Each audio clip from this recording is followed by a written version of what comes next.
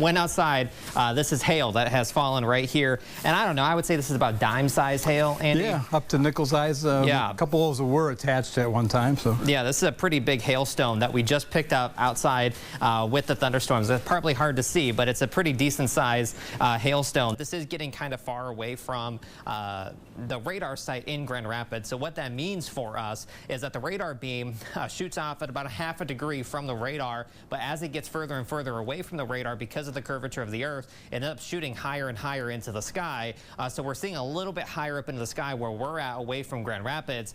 Not to say that there couldn't be some more rotation towards the surface, but that's what we're seeing is kind of rotation a little bit higher up in the sky with this. There are many different ways to receive warning information, and how you get that warning information really comes down to what you are doing and where you are at. If you are at home, is it as easy as turning on channel 10 and getting your warning information that way? Or is there more to it? Or what do you do if a warning is issued and you're behind the wheel? Let's say you're outside enjoying the beautiful weather this summer when all of a sudden you see storms rolling in. How do you get warning information if you are outside? When you are at home, you have a full range of options. You can count on your First Alert weather team to provide immediate coverage of any warning that is issued on air and on our streaming platforms. Your phone will also provide warning information through the federal government's emergency alert system.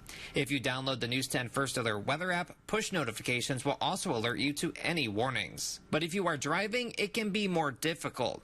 Notifications will still be sent to your phone, but you may not see them. Find local radio stations that are broadcasting severe weather alerts.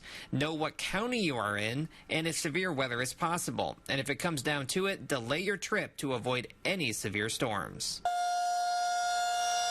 When you are outside, the first alert you will receive is likely from a tornado siren. These are strategically placed in areas where people are outside, like near parks.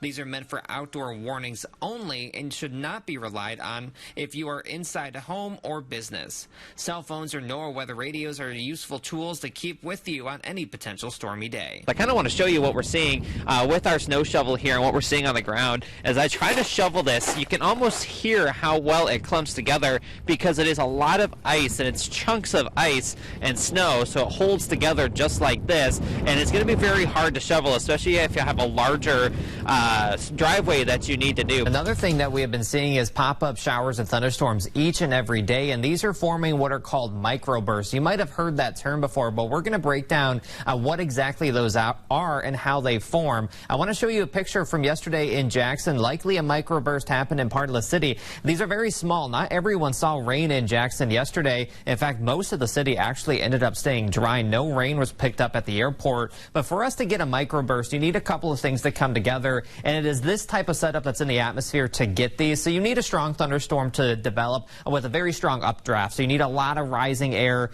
for these thunderstorms. And then eventually up in the atmosphere, you need some dry air that will cause something that's called evaporational cooling, which I'll explain in just a second. And you also need some strong winds in the sky to also create these microbursts. So let's break it down with a 3D model here with these thunderstorms as they form. So there's the dry air that's in place, and that causes something that's called evaporative cooling. What that means is that once water enters dry air, it evaporates and cools the air. In a thunderstorm, you need a lot of rising air, not cool air, because cool air is more dense. So eventually the air gets cold enough up into the sky that it all begins to collapse downwards in the thunderstorm, and it all happens at once, and that causes a great force of air to be pushed down to the surface. Once it reaches the surface, it spreads out, and it can cause quite a bit of damage in a very localized area. And in some cases, these could produce winds up to around 150 miles per hour. We have not seen anything that strong, but that is what a microburst is, and we do have more potential at seeing these over the coming days, including today. And that's why the Storm Prediction Center does have a marginal risk for severe weather in place for most of mid-Michigan today, because we'll see some more of these scattered thunderstorms develop, and they do have the potential at producing microbursts today. As of late, especially the month of September into early October, we haven't seen a lot of cool nights for us across mid-Michigan, and it does play a big role. It's one of the biggest factors in determining fall color. So I want to show you this and break this down for you. Now, fall nights do affect fall color. It's not the only thing that does, but if you have a lot of warm nights, kind of like what we're seeing, you may have noticed that some of the fall color happening right now is a little bit of a duller color. But if we had cooler nights, that's when you really get into some of that vibrant color of the fall color across the area. We just haven't seen a ton of that. In fact, I went back and looked, and so far this fall, which officially began, or at least meteorologically began on September 1st, our average low temperature of 52.9 degrees, and that is 2 degrees, more than 2 degrees above the average. So we are seeing warm nights,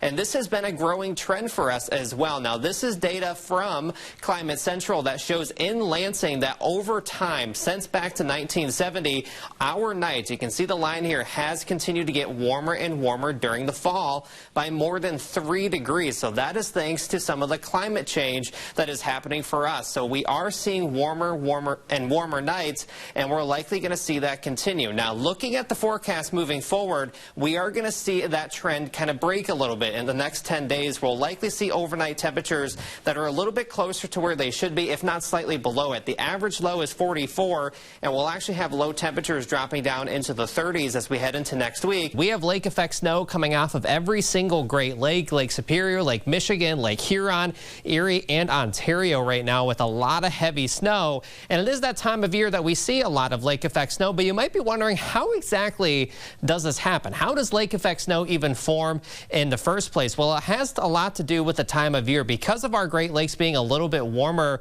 coming off of the summer season and fall season, the water is pretty warm. We see surface temperatures in some cases 40, maybe even a little bit higher than that degrees right now on our Great Lakes, but the air is a lot colder. So the colder air goes above the water, and as it does so, it picks up some moisture because warm air rises, and that surface water actually causes that warm air to rise, and that leads to cloud formation, and eventually the clouds get tall enough that we actually see some snow develop, and that's what actually causes lake effect snow to happen in the first place. And the closer you are to one of our Great Lakes, the more snow you typically see from the Great Lakes. But there are factors that do impact lake effect snow, including the wind direction, that's a big one, and the fetch. So how long does the wind and the distance the wind travels over the Great Lake plays a big role in how much snow will happen. The air temperature, instability, how much of a difference between the surface of the water and the air temperature is there. So there are many factors that lead to different types of lake effect and how much we see,